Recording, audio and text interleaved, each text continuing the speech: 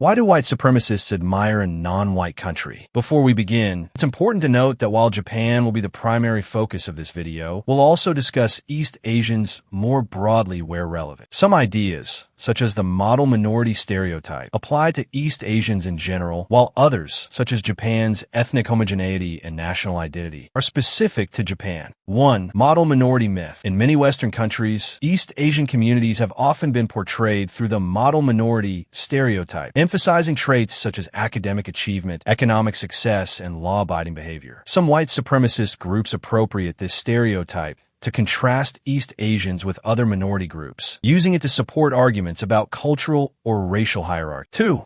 Ethnic homogeneity. One of the biggest reasons many white supremacist groups admire Japan is because they view it as an ethnically homogeneous nation. In their view, Japan has maintained a strong national identity by preserving its ethnic and cultural continuity over time. To these groups, Japan represents an example of what they believe a nation should look like: a society with a shared language, shared culture, and a population they perceive as largely ethnically unified.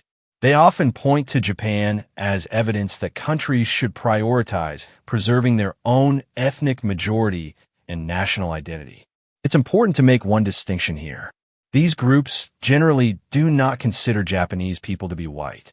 Instead, they admire what they believe Japan is doing for Japanese people.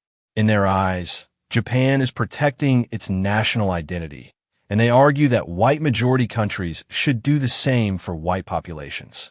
However, sociologists caution against reducing Japan's social outcomes to ethnic homogeneity alone. Japan's stability, social cohesion, and institutions are shaped by a complex mix of history, culture, education, economics, public policy, and demographics, not simply by the ethnic makeup of its population. One reason some white nationalist groups speak more favorably about Asians than other minority groups is that they believe many Asians admire white people and Western civilization.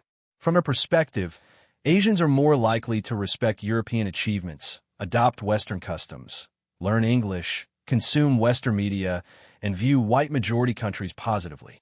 Because of this, they often see Asians as more respectful toward white people than other minority groups.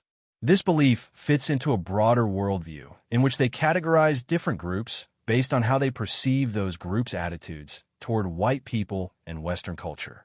As a result, they sometimes describe Asians as a model minority or as a group they see as more compatible with Western societies, even while maintaining their broader nationalist beliefs. Understanding this perspective helps explain why their rhetoric toward Asians often differs from their rhetoric toward other minority groups.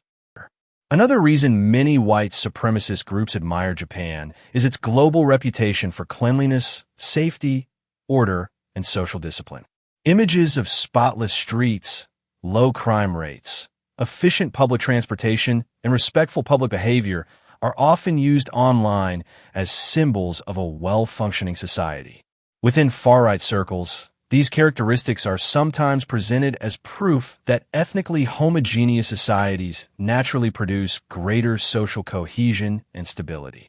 Photos and videos of Japan are frequently shared alongside arguments that cultural unity leads to cleaner cities, lower crime, and stronger communities.